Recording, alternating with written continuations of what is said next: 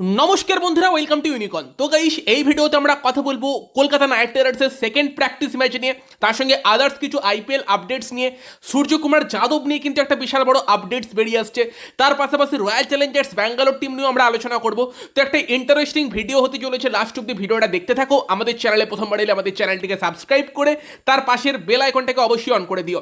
তো Kolkata night Riders আজকে তাদের সেকেন্ড প্র্যাকটিস ম্যাচ খেলে ফেললো এবং সম্ভবত শেষ প্র্যাকটিস ম্যাচটাও খেলে ফেললো। যেহেতু আর 3 দিন বাদে ম্যাচ মনে হয় না আর মাঝখানে কোনো প্র্যাকটিস ম্যাচ হবে, নর্মাল প্র্যাকটিস হবে সেখানে।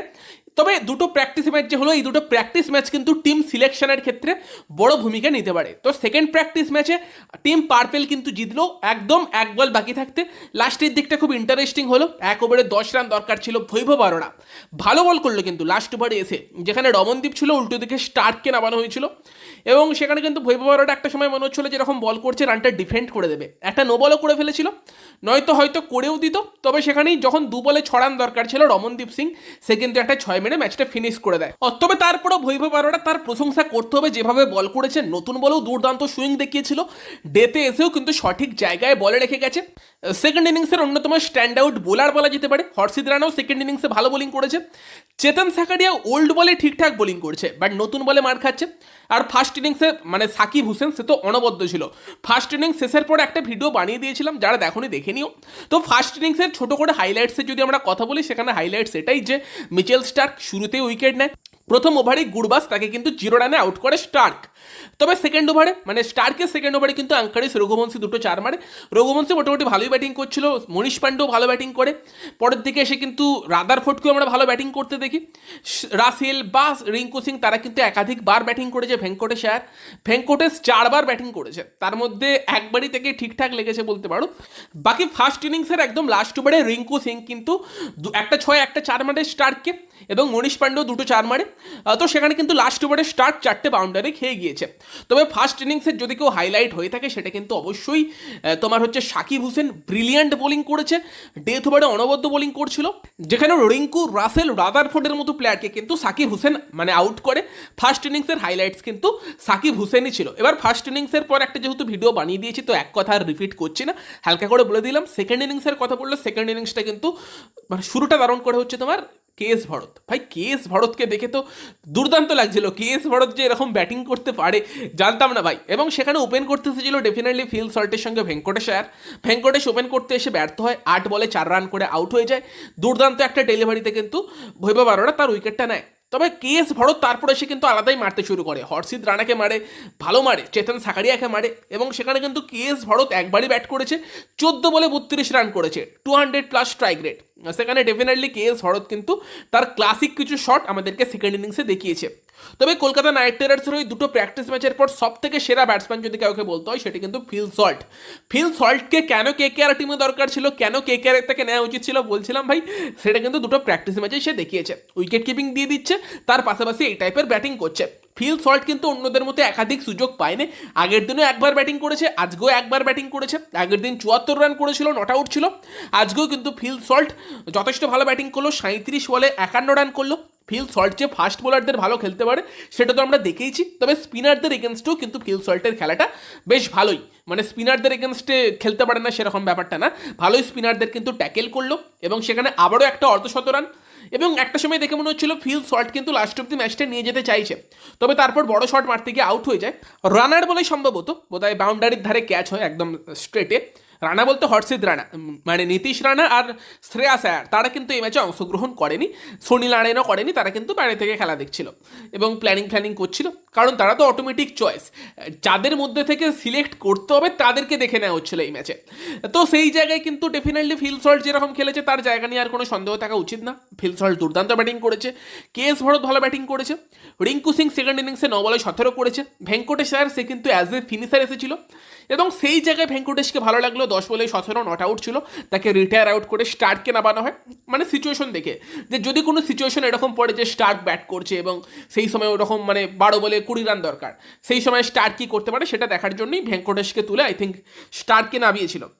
বাকি রমনদীপ সিং, সে কিন্তু আগের দিনও মোটামুটি ঠিকঠাক ব্যাটিং করেছিল, এদিনও কিন্তু last of the match finish করে গেল 13 বলে 19 রান করলো। স্টার্কও 4 বলে 6 রানে নট আউট ছিল সেকেন্ড ইনিংসে।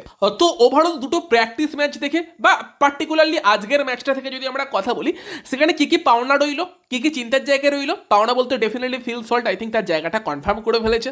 বাকি কিন্তু সাকিব হোসেন এবং বৈভব আরোরা, তারা কিন্তু ডেতে ভালো বোলিং দেখিয়েছে, যেটা একটা পজিটিভ পয়েন্ট কিন্তু অবশ্যই কেকেআরের জন্য হবে। হর্ষিত রানাও ঠিকঠাক বোলিং করেছে, Varun Chakravarthy as usual wicket নিচ্ছে, Ramandeep as a finisher match finish করছে, সেগুলো ডেফিনেটলি পজিটিভ পয়েন্ট কেকেআরের জন্য থাকবে। নেগেটিভের কথা বললে সেই জায়গায় সুয়াস শর্মা, তাকে যেন একটু আউট অফ ফর্ম লাগছে, লাস্ট ক্যারিয়ারের মতো ফর্মে পাওয়া যাচ্ছে না। ভেঙ্কটেশ আয়ার কিন্তু অনেকবার সুযোগ পাচ্ছে, বাট সেই লেভেলের ভেঙ্কটেশকে পাওয়া যায়নি। অনেকে রিঙ্কুর কথা বলতে পারো, বাট রিঙ্কুর ব্যাটের মধ্যে টাচ আছে, রিঙ্কু খেলছে ঠিকঠাকই, হয়তো সেই বড় ইনিংস আসেনি, বাট রিঙ্কুকে নিয়ে আমার কোনো চিন্তা নেই, আই থিঙ্ক সে খেলে দেবে। রাসেলেরও সেম ব্যাপার, রাসেলও একটা দুটো বড় ছয় মেরেছে, হয়তো বিশাল বড় স্কোর করেনি, বাট রাসেলকে নিয়েও সেই জায়গায় চিন্তার কোনো কারণ নেই। এমনিতে রাসেল ভালো ফর্ম থেকেই আসছে। আর রিঙ্কুর মেন ব্যাপারটাকে, রিঙ্কুর স্পেশালিটি হচ্ছে চাপ সামলাতে পারে। এই ধরনের ম্যাচে তো সেরকম চাপের কোনো ব্যাপার নেই, বাট যখন ম্যাচ সিচুয়েশন চাপের মুখে পড়বে, সেই সময় কিন্তু রিঙ্কু তার আসল খেলা দেখায়, যেখানে অপোনেন্টের বোলারও প্রচণ্ড প্রেসারে থাকবে সেই ক্ষেত্রে। তো এগুলো কিছু পজিটিভ পয়েন্ট, সাথে আঙ্কারিস রঘুবংশী যতটুকু ব্যাটিং দেখিয়েছে ভীষণ ভালো লেগেছে। তোমাদের কী কী পজিটিভ জায়গা লেগেছে কেকেআরের দুটো প্র্যাকটিস ম্যাচ থেকে অবশ্যই কমেন্টে জানাতে ভুলবে না। বাকি তো ভিডিও আসতে থাকবে এই রিলেটেড, কালকে আরও কয়েকটা বিষয় নিয়ে আলোচনা করার আছে, কালকে একটা ভিডিও আসবে, একাধিক ভিডিও আসতে পারে। বাকি যদি আমরা চলে যাই অন্য আইপিএল টিমের খবরে, সেখানে সূর্যকুমার যাদবকে নিয়ে যদি আমরা কথা বলি, তো তোমাদের কালকেই জানালাম যে মুম্বাইয়ের জন্য কিন্তু সূর্যকুমার যাদব কবে থেকে অ্যাভেলেবেল হবে সেটা কিন্তু এখনো মুম্বাই জানতে পারেনি। এবং আজকে কিন্তু এনসিএতে সূর্যকুমার যাদবের ফিটনেস টেস্ট ছিল, এবং সেই টেস্ট কিন্তু সূর্যকুমার যাদব পাস করতে পারেনি, এবং আইপিএল খেলার জন্য কিন্তু এখনো পর্যন্ত সূর্যকুমার যাদব ছাড়পত্র পায়নি। যা শোনা যাচ্ছে 21শে মার্চ কিন্তু আর একটা ফিটনেস টেস্ট আছে। যদি সূর্যকুমার সেই ফিটনেস টেস্টে পাস করতে না পারে, সেক্ষেত্রে কিন্তু সূর্যকুমার কবে থেকে আইপিএল জয়েন করবে সেই নিয়ে একটা বড়সড় প্রশ্নচিহ্ন দেখা যাবে। যদি সেটা পাস করে যায়, মুম্বাই টিমে যোগ দেবার সুযোগ সে পেয়ে যাবে, ছাড়পত্র পেয়ে যাবে। বাট আপাতত কিন্তু এনসিএ আজকে থেকে ছাড়পত্র দেয়নি, সেটা কিন্তু মুম্বাইয়ের জন্য একটা বড় ধাক্কা হতে পারে যদি সূর্যকুমার যাদব ছাড়পত্র না পায়। ইভেন সূর্যকুমার কিন্তু ইনস্টাগ্রামেও একটা ব্রোকেন হার্টের ছবি দিয়েছিল, জানি না তার চোটটা এতটাই গুরুতর কিনা যে সে আইপিএল পুরো মিস করবে, সেরকম কোনো ব্যাপার কিনা, তার ইনস্টাগ্রাম স্টোরি দেখে বলছি, বাট আপডেট যতটুকু বেরিয়ে আসছে তোমাদেরকে জানালাম সেটা। বাকি সিএসকে নিয়ে একটা আপডেট দিয়ে রেখে, সে তো মহেন্দ্র সিং ধোনি প্র্যাকটিস তো করছি, এবং মহেন্দ্র সিং ধোনিকে কিন্তু প্র্যাকটিসে বেশ কিছু হেলিকপ্টার শট মারতে দেখা গিয়েছে, যার মধ্যে একটা ভিডিও ক্লিপ অ্যাডও করে দিচ্ছে। বাকি আরসিবির কথা বললে, সেখানে কিন্তু রয়্যাল চ্যালেঞ্জার্স ব্যাঙ্গালোর তারা কিন্তু নাম চেঞ্জ করে রয়্যাল চ্যালেঞ্জার্স বেঙ্গালুরু করে নিয়েছে, এবং নতুন কিন্তু তারা লোগোও লঞ্চ করেছে, দেখে নাও সেটা। এবং তার সঙ্গে সঙ্গে নতুন জার্সি লঞ্চ হয়েছে রয়্যাল চ্যালেঞ্জার্স ব্যাঙ্গালোরের, যেই জার্সিটা পার্সোনালি আমাকে একটু হতাশই করেছে। দেখো, জার্সিটা আমি দেখতে খারাপ লাগছে বলছি না, বাট আরসিবির যে ব্ল্যাকটা ছিল, ব্ল্যাকটা কিন্তু দেখতে সেরা লাগতো, বাট আরসিবি ব্ল্যাকটা ব্লু করে নিয়েছে, অনেকটা দিল্লি ক্যাপিটালসের যে জার্সি সেই টাইপের দেখতে লাগছে, তারপরও প্রিমিয়াম লাগছে, বাট ব্ল্যাকটা যেন আরও বেশি ভালো লাগতো, সেটাই বলছি। কিন্তু ব্যাপার হচ্ছে যে হয়তো কলকাতা নাইট রাইডার্স যে পথে হেঁটেছিল প্রথম 3 বছরের পর, তারা ব্ল্যাক সরিয়ে দিয়েছিল, ব্ল্যাকটা আনলাকি ভেবে পার্পেল নিয়ে এসেছিল, তার জায়গায় ব্ল্যাক গোল্ড থেকে পার্পেল গোল্ড করেছিল, সেই টাইপেরই হয়তো ভাবনা আছে যে ব্ল্যাক জার্সিটা যেহেতু ট্রফি আনতে পারছে না, আনলাকি জার্সি, সেই কারণে ব্ল্যাক সরিয়ে ব্লু নিয়ে এসেছে। তবে ডেফিনেটলি জার্সি দেখতে তো ভালোই লাগছে। এবং তার সঙ্গে সঙ্গে বিরাট কোহলি, সে কিন্তু প্র্যাকটিসে যোগ দিয়ে দিয়েছে, আজকে কিন্তু রীতিমতো প্র্যাকটিস বিরাট কোহলি চিন্নার সামনে নেটে করেছে।